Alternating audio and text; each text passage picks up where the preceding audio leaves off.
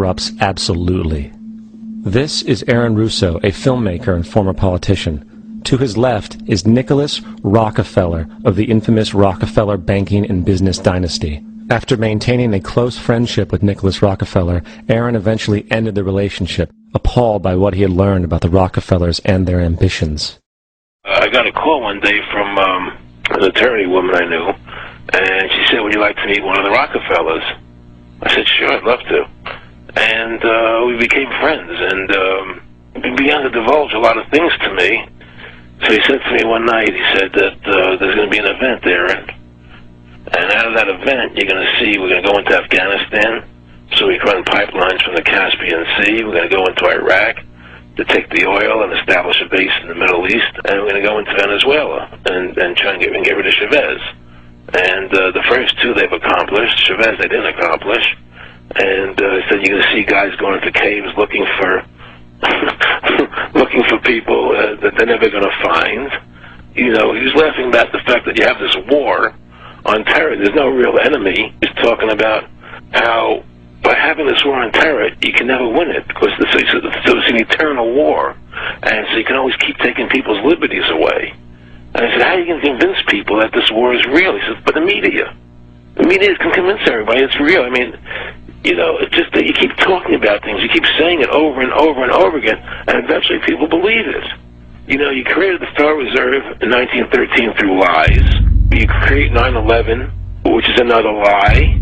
Through 9/11, you're fighting a war on terror, and now all of a sudden you go into Iraq, which was another lie, and now they're going to do Iran.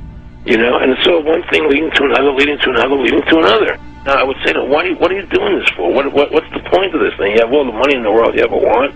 You have all the power. I said, you know, you're hurting people. It's not a good thing. And he would say, what do you care about the people for? Take care of yourself and you take care of your family. And then I said to him, what are the ultimate goals here? He said, the ultimate goal is to get everybody in this world chipped with the RFID chip, and have all money be on those chips and everything on those chips. And if anybody wants to protest what we do or violate what we want, we just turn off their chip. That's right, microchipped. In 2005, Congress, under the pretense of immigration control and the so-called war on terrorism, passed the Real ID Act, under which it is projected by May 2008, you will be required to carry around a federal identification card, which includes on it a scannable barcode with your personal information. However, this barcode is only an intermediary step before the card is equipped with a VeriChip RFID tracking module, which will use radio frequencies to track your every move on the planet. If this sounds foreign to you, please note that the RFID tracking chip is already in all new American passports.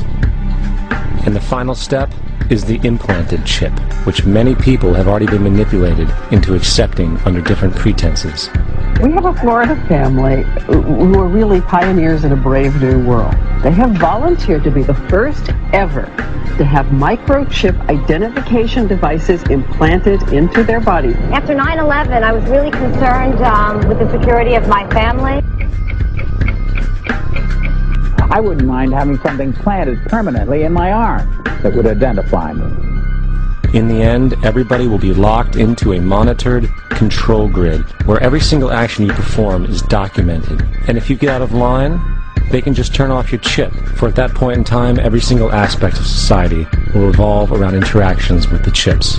This is the picture that is painted for the future if you open your eyes to see it. A centralized one-world economy where everyone's moves and everyone's transactions are tracked and monitored, all rights removed. The most incredible aspect of all. These totalitarian elements will not be forced upon the people. The people will demand them. For the social manipulation of society through the generation of fear and division has completely detached humans from their sense of power and reality. A process which has been going on for centuries, if not millennia.